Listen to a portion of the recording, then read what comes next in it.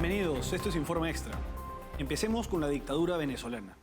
La oposición en el exterior ha denunciado obstáculos por parte del régimen para inscribirse en sus respectivos consulados y participar en las elecciones programadas para el 28 de julio. Vamos con el informe. A medida que Venezuela se prepara para las elecciones presidenciales del 28 de julio, venezolanos alrededor del mundo reportan dificultades para registrarse y votar, en un contexto de represión constante y maniobras de la dictadura para evitar un proceso democrático. Manifestaciones desde Buenos Aires hasta huelgas de hambre en Madrid evidencian la creciente frustración entre los ciudadanos venezolanos en el exterior, quienes acusan a los consulados de obstaculizar su registro electoral.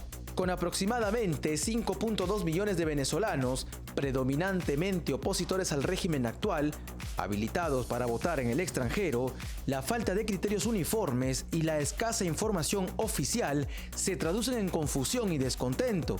Jesús Delgado, de la organización Transparencia Electoral, denuncia estas barreras como sistemáticas, sugiriendo una posible falta de directrices claras del Consejo Nacional Electoral hacia los consulados.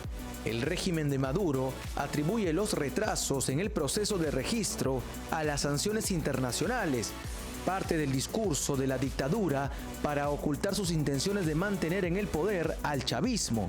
La comunidad internacional y organizaciones de derechos humanos expresaron su preocupación por los impedimentos que enfrentan los venezolanos para ejercer su derecho al voto.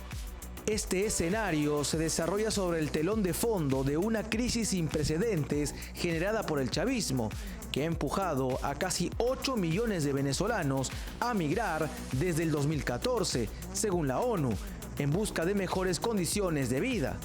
A pesar de las adversidades, la diáspora venezolana muestra una fuerte voluntad de participar en el proceso democrático.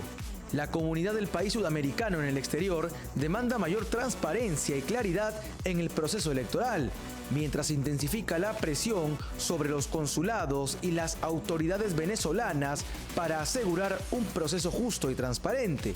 Sin embargo, el régimen de Maduro no da señales de permitir unas elecciones reales.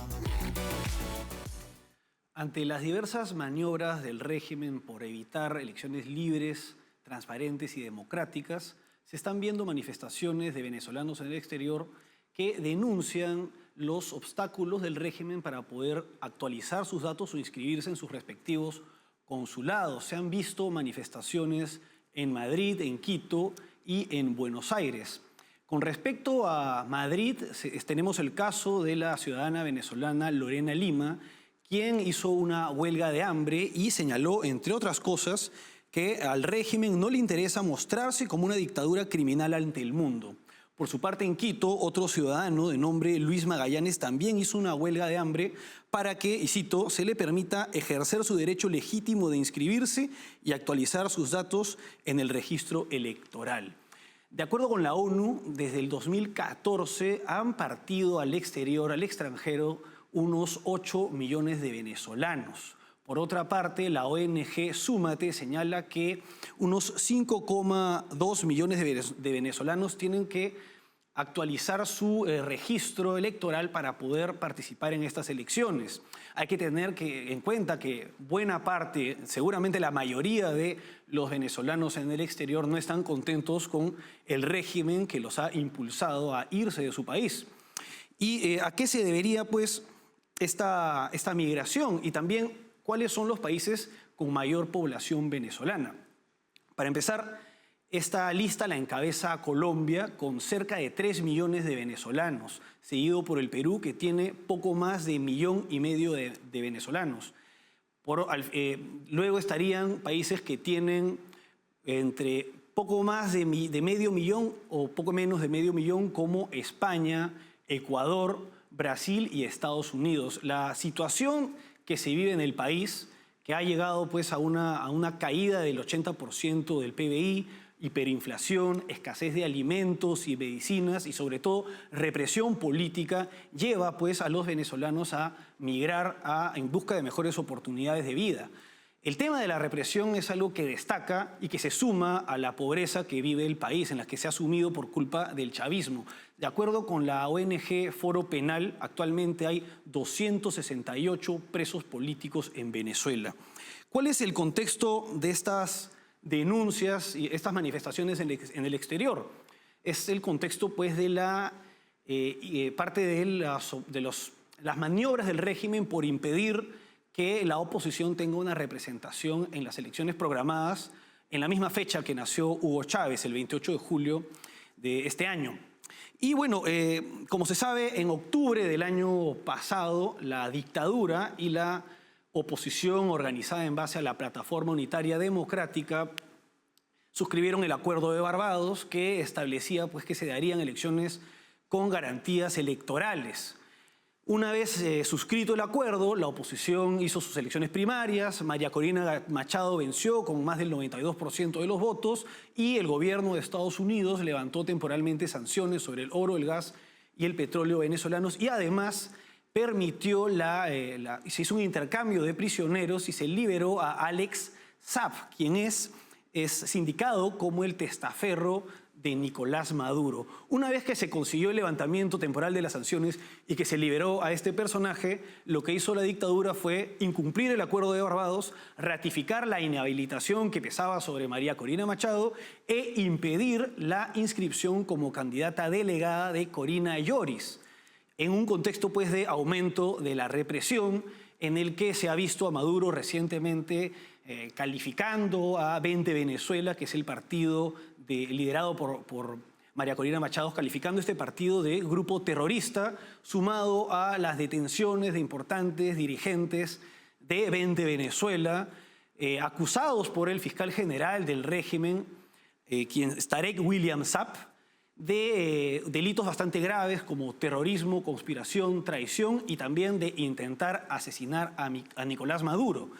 En medio de todos estos cuestionamientos, el grupo IDEA, que es Iniciativa por la Democracia en España y las Américas, ha emitido un comunicado señalando, pues, que los países garantes del Acuerdo de Barbados deberían tomar las medidas que sean necesarias para revertir el estado de las cosas y que presionen para la vuelta al camino de las elecciones libres y transparentes.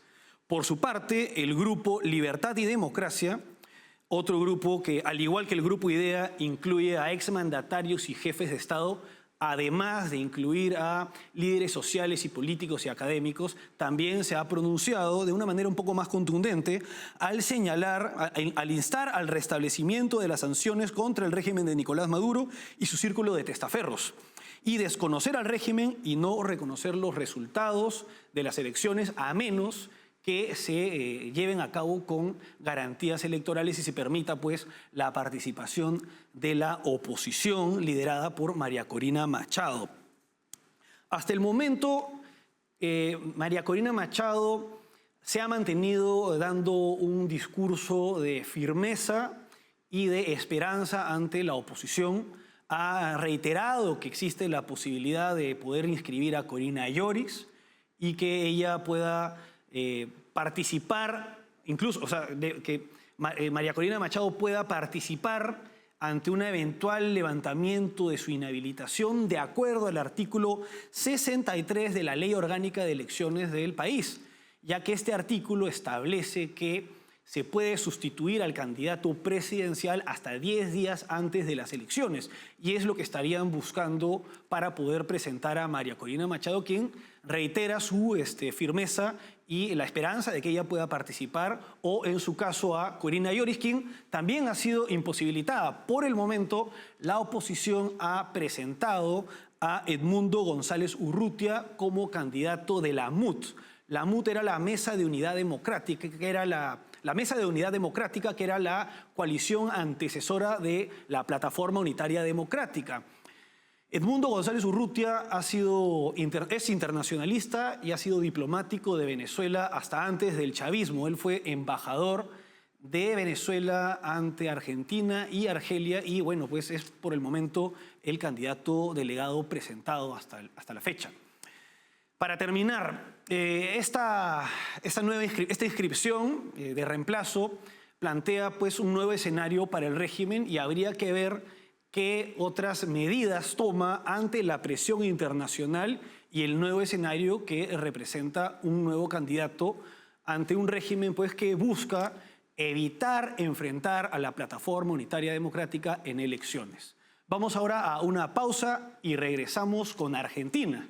En una reciente entrevista ante CNN, Javier Milei ha calificado de terrorista a Gustavo Petro, presidente de Colombia, y de ignorante a Andrés Manuel López Obrador, el presidente de México. Vamos con la pausa.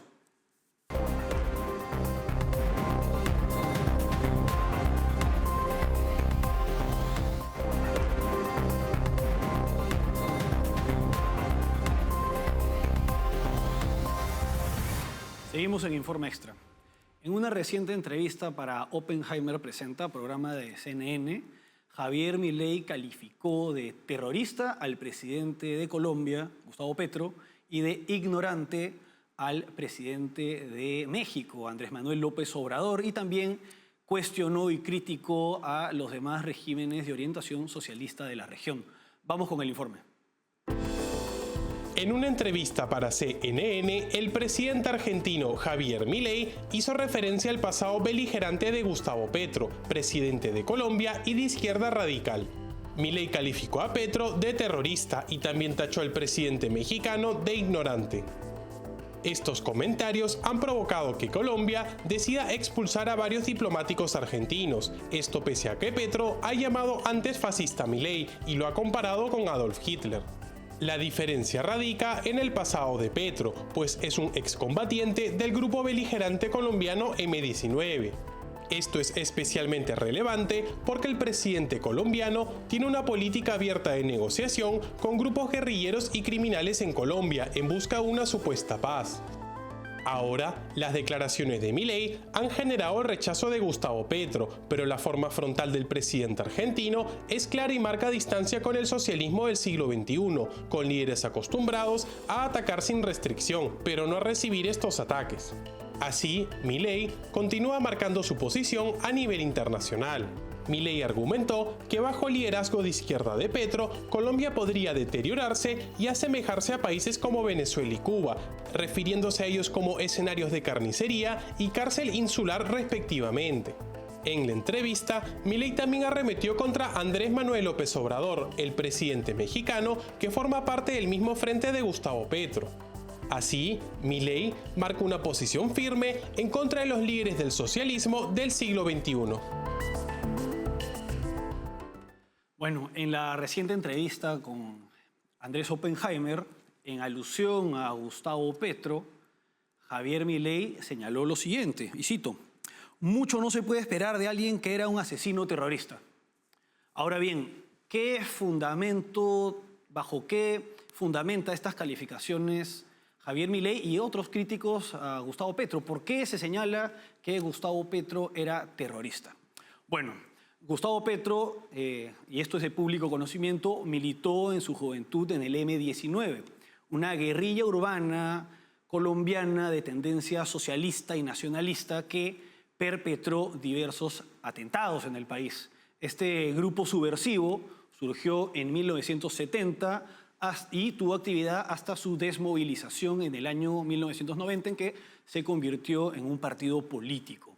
Entre los principales atentados de este grupo vamos de menor a mayor. Tenemos el robo de la espada de Simón Bolívar, la toma de la Embajada de República Dominicana, la captura de un avión en 1981 y el hecho más resaltante de la actividad subversiva de este grupo fue la toma del Palacio de Justicia de Colombia en 1985. En 1985, un grupo bastante más o menos grande de subversivos del M-19 capturó el Palacio de Justicia de Colombia y en el enfrentamiento por liberar este edificio institucional del Poder Judicial del país, murieron más de 40 civiles y 11 miembros de las fuerzas del orden. Capturar una institución del Estado, uno de los poderes, el Palacio de Justicia, es un acto terrorista, más aún si es que en el atentado, en el ataque, mueren civiles, producto pues, de los intentos subversivos de este grupo alzado en armas, del que Gustavo Petro se enorgullece de al que se enorgullece de haber pertenecido. No solamente esto, durante este atentado de la toma del Palacio de Justicia, Petro estaba capturado por tenencia ilegal de armas. Y él era militante, hay fotos de él con la bandera del M-19. Y bueno, estas armas estaban orientadas ¿contra quién se utilizarían esas armas? Contra las fuerzas del orden y los civiles que eran atacados por este grupo armado, llamado beligerante, pero que perpetró acciones abiertamente terroristas y que, de acuerdo con Gustavo Petro, fue aliado además, y esto también es un acto, esto también lo señala con bastante orgullo, fue el M-19 aliado de la OLP, la Organización para la Liberación de Palestina, liderada por Yasser Arafat, que en su momento perpetró también diversos atentados terroristas antes de ir por la vía diplomática y buscar acuerdos de paz con el gobierno de Israel. Pero bueno, esa es la posición de Gustavo Petro, quien califica pues de fascistas a sus opositores, al igual que Andrés Manuel López Obrador, que siguiendo esa línea señaló que la llegada de Javier Milei al poder era como la ascensión del fascismo al poder, lo comparó con Hitler. También AMLO ha calificado de nazis, de hitlerianos, a algunos de sus opositores. Y además, ante estas declaraciones y ante las opiniones que pueda tener este líder populista de izquierda, bastante alineado con los regímenes antidemocráticos de la región, Javier Milei ha señalado lo siguiente. Ha señalado que que ser insultado por Andrés Manuel López Obrador lo enaltece, porque Andrés Manuel López Obrador es un ignorante. Y es que suele ser propio de sectores de la izquierda latinoamericana, hispanoamericana, utilizar el calificativo de fascista o de nazi contra sus adversarios en un recurso populista y demagógico pues, para descalificarlos. Y esto implica pues, un intento de reconceptualización del fascismo que ignora pues, que el fascismo es una doctrina completamente incompatible con las ideas de líderes como Javier Milei, que promueven el liberalismo. El fascismo es una doctrina totalitaria, caracterizada pues, por el estatismo, el militarismo, el expansionismo, el partido único, que de acuerdo con diversos académicos es una suerte de socialismo nacionalista, a diferencia del socialismo internacionalista propio del marxismo. Esta doctrina no tiene nada que ver con el liberalismo, ni tampoco pues, con los sectores conservadores, socialcristianos y socialdemócratas que puedan cuestionar a la izquierda radical que siempre utiliza el recurso de calificar pues, de fascistas o de nazis a sus adversarios. Por ello, tiene sentido que Javier Milei califique de ignorante a López Obrador, por compararlo con el nazi. Además, esto es un acto de bastante frivolidad porque se califica con un adjetivo bastante grueso a personas que no están de acuerdo pues, en cometer genocidios, más aún cuando Javier Milei es partidario del Estado de Israel y se está convirtiendo al judaísmo. Por tanto, calificarlo de nazi no tiene sustento teórico alguno.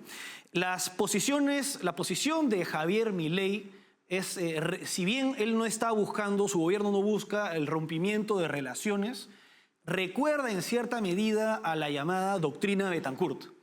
Rómulo Bettencourt fue presidente de Venezuela entre 1959 y 1964 y estableció la llamada doctrina Bettencourt, consistente en romper relaciones con regímenes antidemocráticos de la región, tanto de izquierda como de derecha. Lo hizo no solo con la región, rompió relaciones con la España de Franco, rompió relaciones con la dictadura de Leónidas Trujillo en República Dominicana y también con la Cuba de los Castro. Ahora tenemos a Milei que, si bien no está buscando romper relaciones, tiene una posición hostil frente a regímenes que son antidemocráticos o que son alineados a otros regímenes antidemocráticos, y esto es bastante importante y debería ser una postura adoptada por otros mandatarios que creen en la democracia y están en contra de regímenes incompatibles con la democracia representativa, que se traducen en situaciones o gobiernos que empobrecen y reprimen a sus ciudadanos. Vamos ahora a una pausa y regresamos con el Medio Oriente, donde Israel ha lanzado unos ataques con el resultado de acabar con un líder, un comandante de Hezbollah, un grupo terrorista financiado y apoyado y entrenado por la República Islámica de Irán.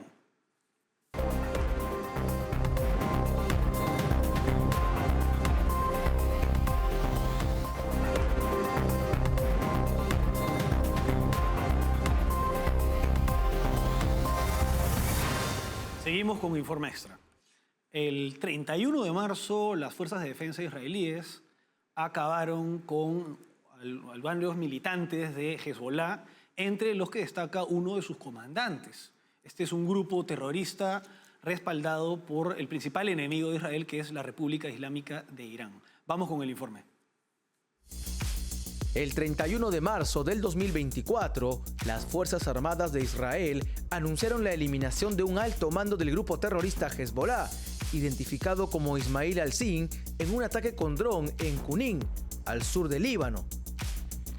Al-Sin, miembro destacado de Radwan, la fuerza de élite anticarro de Hezbollah, fue descrito como una figura clave en el manejo de proyectiles anticarro y presuntamente estaba involucrado en la planificación de incursiones en territorio israelí. El ataque se produce en un contexto de tensión creciente en la región, marcado por acciones recíprocas entre Israel y Hezbollah.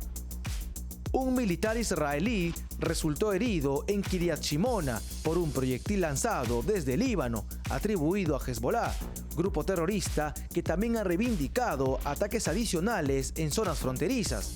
Como represalia, Israel ejecutó bombardeos en objetivos de Hezbollah en distintas localidades como Hiam y Rab al-Talasin, además de utilizar artillería en Jula.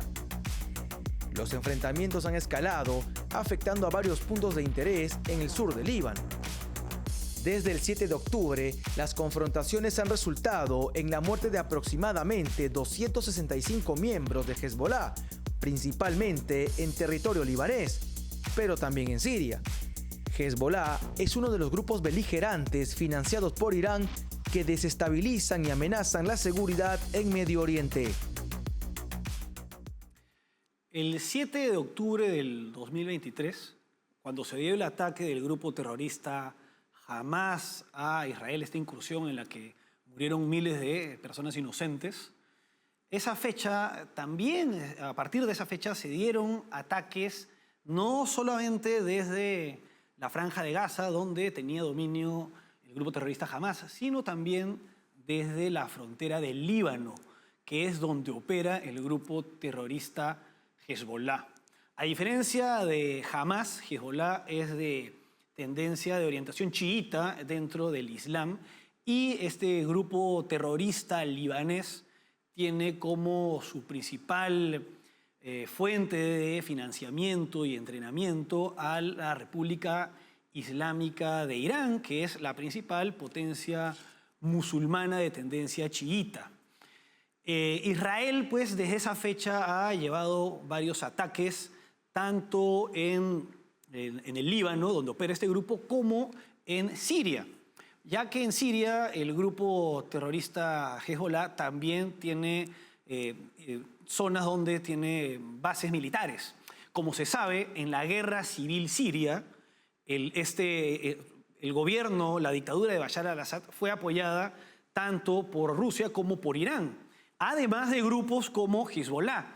Entonces tenemos que este grupo es un enemigo claro de Israel, y este ataque pues representa una victoria más en cuanto a los ataques que se hacen tanto por parte de Israel como de Estados Unidos con drones a objetivos específicos de estos grupos terroristas. Sin embargo, esta situación contribuye a la escalada de tensiones, no entre Israel y los grupos a los que se enfrenta directamente, sino con el principal enemigo de la región, que es el régimen de Irán, que no reconoce la existencia de Israel y considera que debería desaparecer. Hasta aquí, Informe Extra. Gracias por acompañarnos.